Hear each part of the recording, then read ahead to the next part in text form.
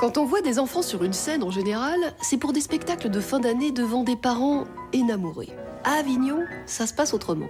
Le public sera notamment celui de la cour d'honneur du Palais des Papes et les spectacles des créations professionnelles. Il y a une chorégraphie de Boris Charmatz, l'artiste associé au festival en 2011, plus 2 autres spectacles avec des 6-11 ans. Mettre des enfants sur une scène en 2011, quel est l'enjeu? La réponse est donc à Avignon.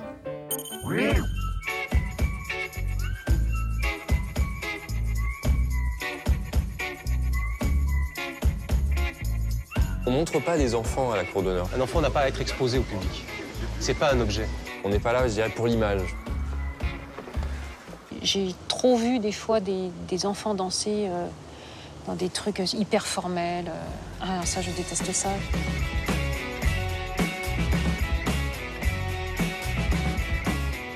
Le premier a priori, c'est est-ce qu'on a le droit de toucher des enfants? Aujourd'hui, c'est presque un tabou, quoi. On ne touche pas les enfants. Et en fait, c'est comme ça qu'on apprend beaucoup de choses. On se met en mouvement par le toucher. Et donc, l'a priori à mettre de côté, c'est ce qu'on peut et comment toucher des enfants. Et comment des enfants peuvent nous toucher aussi.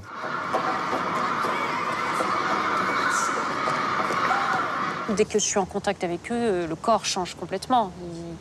Il y a quelque chose qui passe tout de suite. Une compréhension qui se fait de corps à corps, qui est complètement fascinante. Il n'y a pas besoin de mots là-dessus. Depuis 6 mois, Anne-Carine Lescope anime un atelier de danse dans une école primaire d'Avignon. Avec 16 enfants, elle adapte une pièce créée en 1993 par Odile Duboc, dont elle fut l'une des interprètes. C'est comme ça que Projet de la matière est devenu Petit projet de la matière, une danse autour des 4 éléments.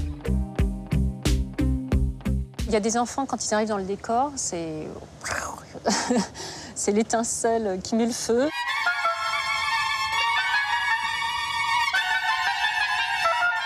J'aime la nature du geste des petits comme ça, qui est assez...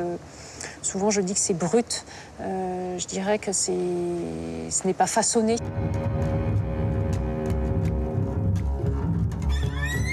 Les porter, par exemple, ça, c'est quelque chose qui est difficile pour eux. Tout ce qui est aussi de l'abandon, c'est pas un travail qui est forcément donné au début de l'année. Personne ne s'abandonne, par exemple. Donc ça, c'est un travail de longue haleine. Il faut avoir beaucoup de confiance entre soi. Il faut qu'ils aient conscience de leur poids et de leur corps, qui petit à petit se construit. Et ça va de plus en plus loin et c'est de plus en plus fin.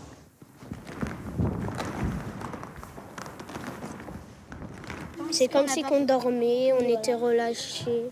On est lourd, un peu comme de l'eau. On se décontracte un peu et on se relâche et ça fait du bien à tout notre corps.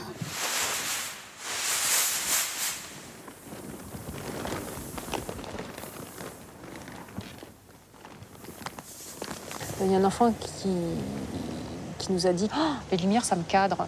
J'ai trouvé ça génial. C'est vraiment tellement juste que c'était super, quoi.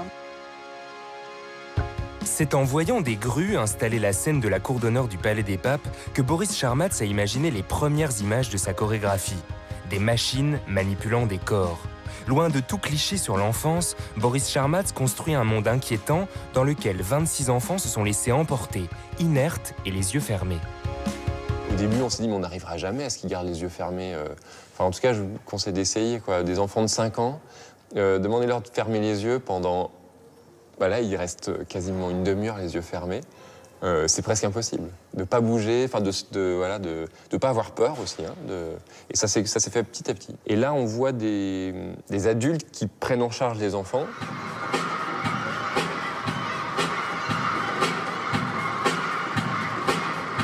À un moment donné, les danseurs étaient fatigués aussi de les porter.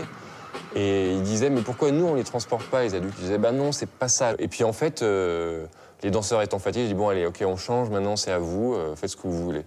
Et là, tout d'un coup, ils sont mis à courir sur les adultes. C'était une nuée, c'était entre les oiseaux de Hitchcock, la guerre des boutons, je sais pas quoi, la ruche, la fourmilière. Et là, ils se sont mis à plusieurs à essayer de transporter les grands, et c'était aussi Gulliver.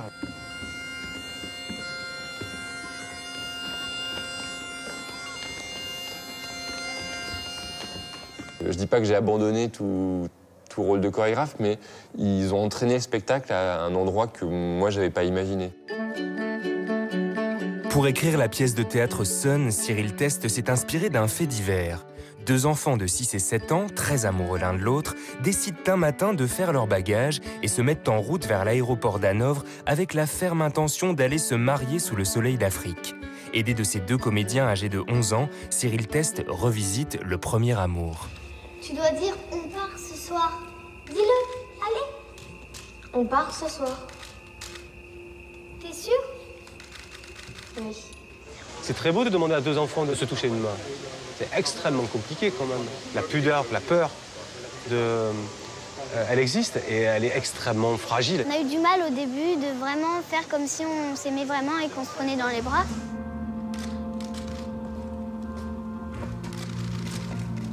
C'est dur parce que dans la vie réelle, on n'est que amis, on s'aime pas. Ouais, pas du tout.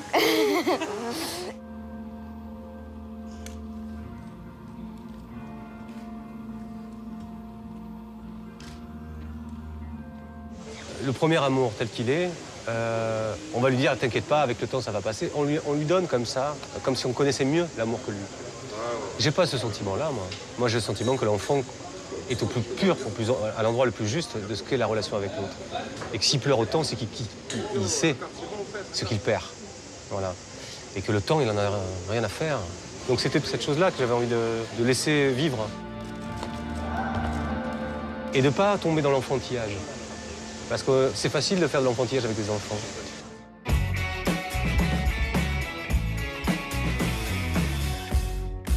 Au début, on disait les enfants, mais aujourd'hui, on dit les danseurs, parce qu'ils sont devenus vraiment. Quand je vois qu'ils s'échauffent, qu'ils se mélangent, que les grands font attention aux petits ou que les petits vont vers les grands, ça, pour moi, il y a quelque chose qui émerge de la pièce, qui s'est fait là, qui s'est construit là et que j'aime voir sur scène aussi. C'est une initiation intérieure de l'enfance que j'essaie, en tout cas, de traduire.